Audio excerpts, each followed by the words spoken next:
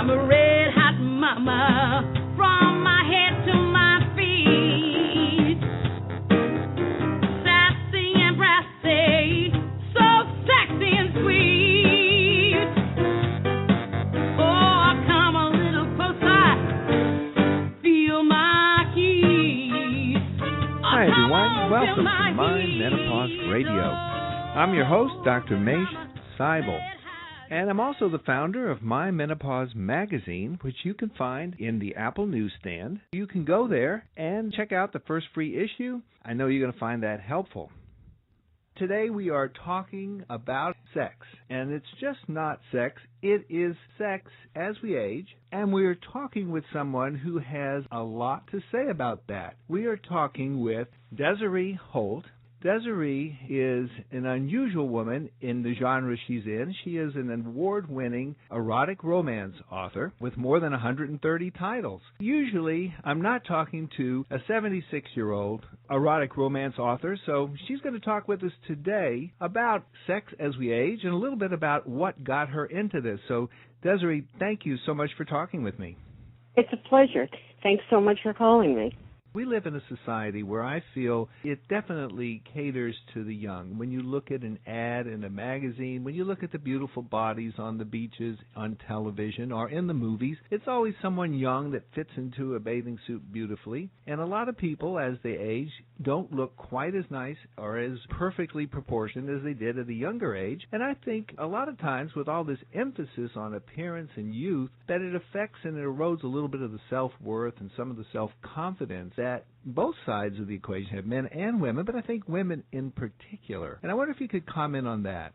Absolutely. I think that advertising and society in general does real flesh and blood women a huge disservice by trying to portray them all as size 2 mini models. Women aren't built that way, and most of the models that you see on magazine covers, most of the actresses you see, literally starve themselves into an image that they're asked to portray. There are lots of things in life to enjoy, food, drink, as well as sex.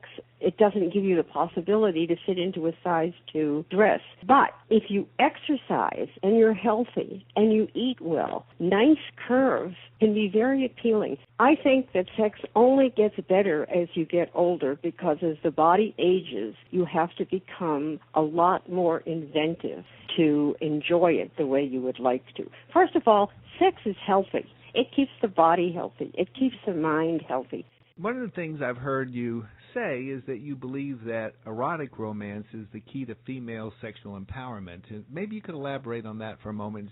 I think that women's sexuality has been repressed for too many generations. It's okay for men to express their sexuality in many ways, but for women, it's frowned on. It's kind of like you're supposed to put it in the closet and you don't talk about it. The man should always take the lead. Don't tell him if there are things that you want to do that don't fit in with the conservative image of sex. I think that's wrong. I think if two people want each other and have feelings for each other and care about each other and want to have sex together, anything should be acceptable and nobody should frown on it. And I think that there need to be more books. I think this is what erotic romance does. It shows that women can have that empowerment, that they can take the lead if they need to, that they can be submissive in some cases if they need to, and that they can bring new ideas to the bed, so to speak, and feel good about it. And I'm hoping that they will read my books and those of other erotic romance authors and put themselves in the place of the heroine, feel good about that, and move forward with the ideas that they get from the stories. We've been talking with Desiree Holt. Desiree Holt is sometimes called the world's most sex-crazed senior citizen and the porn queen of Texas Hill Country, but to me she's a delightful woman who writes very interesting erotic books. Her most recent one is Skin Deep.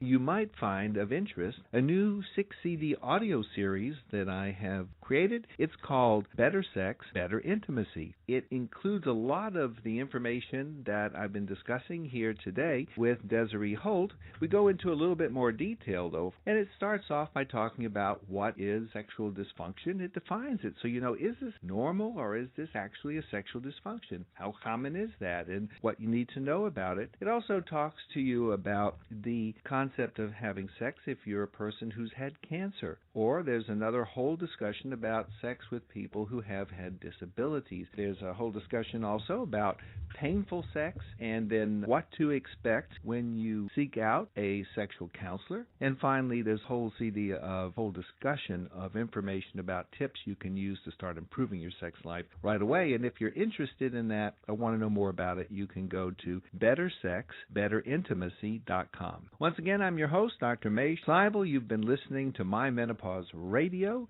You can find My Menopause magazine in the Apple newsstand. It's filled with a lot of content to help you in the transition of perimenopause into menopause and beyond.